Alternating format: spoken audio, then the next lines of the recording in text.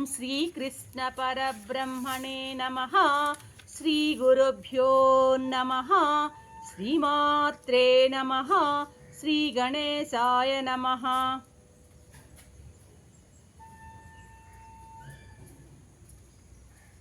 ప్రియాత్మ బంధువులారా, నిత్య జీవితంలో భగవద్గీత 551వ భాగము 18వ అధ్యాయం మోక్ష సన్యాస యోగం. కిందటి ఎపిసోడ్లో గీతా శాస్త్రాన్ని అధ్యయనం చేసినటువంటి వాడి గొప్పతనాన్ని చెప్పారు స్వామి 70వ శ్లోకంలో. ఇప్పుడు 71వ శ్లోకంలో గీతా జ్ఞానాన్ని వినినవాడు కూడా గొప్పవాడు, గొప్ప పుణ్యాన్ని పొందగలుగుతాడు అని చెప్పబోతూ ఉన్నారన్నమాట. ఏమంటున్నారు 71వ శ్లోకంలో స్వామి? శ్రద్ధావానన్న అనసూయాశ్చ శృణుయాదపి యో నరః సోపి ముక్త శుభానాలోకాన్ ప్రాప్యా తత్పుణ్యకర్మణాం అంటున్నారు స్వామి. శ్రద్ధ కలిగి అసూయ లేకుండా శ్రద్ధ కలిగి ఈ గీతా శాస్త్రాన్ని గనక శ్రవణం చేసినట్లయితే, వినినట్లయితే మానవుడు పాపం లేనివాడై పుణ్యవంతులు చేరేటువంటి లోకాన్ని చేరుతారు అంటున్నాడు ఈ శ్లోకంలో స్వామి అన్నమాట. అదే ఇక్కడ చూడండి, ప్రచారం చేయడానికి, పఠించడానికి, అధ్యయనం చేయడానికి వీలు లేని వాళ్ళు శ్రద్ధతో భగవద్గీతను విన్నా చాలునట. కేవలం వినడం వలన వాడు పాప విముక్తుడై పుణ్యాత్ములు పొందేటువంటి లోకాన్ని పొందుతాడు అని స్వామి ఇక్కడ హామీ ఇస్తున్నాడు అన్నమాట. మామూలుగా శ్రద్ధను గురించి అసూయ లేకుండా అసూయ రాహిత్యాన్ని గురించి గీతలో చాలా చోట్ల చెప్పడం జరిగింది. ఇప్పుడు కూడా గ్రంథం పూర్తయ్యే సమయాన మరొక్కసారి ఆ రెండు విషయాల గురించి ప్రస్తావిస్తున్నాడు స్వామి అన్నమాట. శ్రద్ధ లేకుండా ఏ కార్యం కూడాను అది నిరుపయోగమే, సక్సెస్ కారణం శ్రద్ధ లేనట్లయితే. అసూయతో ఉన్నవాడు ఏ రంగాన కూడా వృద్ధి చెందే అవకాశమే లేదనమాట. కాబట్టి మామూలుగా ఇటువంటి దుర్గుణం గలవాడిని ఎవరు కూడాను దగ్గరికి చేర్చరు అన్నమాట. కాబట్టి ఇటువంటి వానికి ఈ విధంగా అసూయ లేకుండా ఉండడం అనేది ఈ గీతా శ్రవణానికి ఒక ముఖ్య లక్షణంగా ఇక్కడ చెప్పబడుతుంది అన్నమాట. ఈ శ్లోకంలో మన భగవానుడు మనకు చెప్పినటువంటి వాక్యాలను చదవలేనటువంటి కొందరి ముముక్షువులకి పాపం మహాబలాన్ని ఇస్తున్నాయి. ఏంటంటే కొంతమంది గీతాని చదవలేని వారు, చదువురాని వాళ్ళు ఉంటారు. అది నాకే నా జీవితంలోనే ఒక నిదర్శనం ఉందన్నమాట.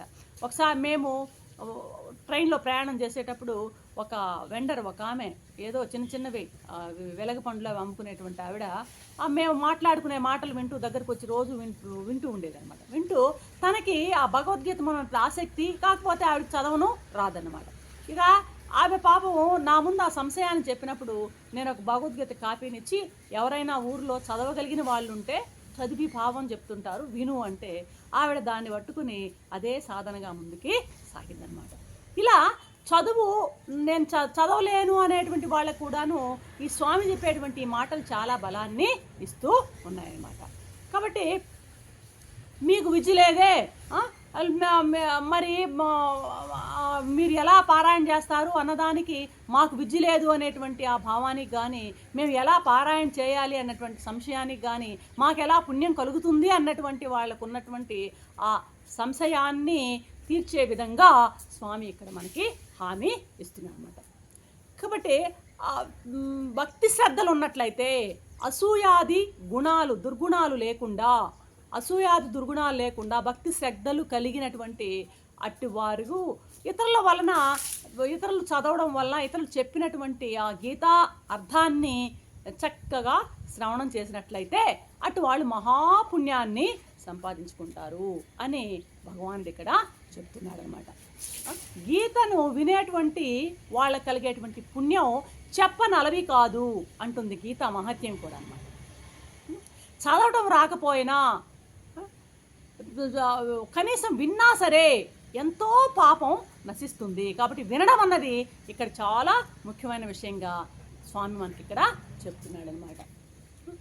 ఇంతవరకు విన్నాం కదా ఒకసారి అనేటువంటి తనియ రాదు అంటారనమాట. విన్నాంలే ఒకసారి అనేటువంటి భావన పనికిరాదు. 2 సార్లు 3 సార్లు ఎన్నిసార్లు వీలైతే అన్నిసార్లు క్రమంగా ఈ గీతా జ్ఞానాన్ని వినడం అన్నది ముముక్షువులకు చాలా యోగ్యమైన విషయంగా స్వామి చెప్తున్నాడు అనమాట.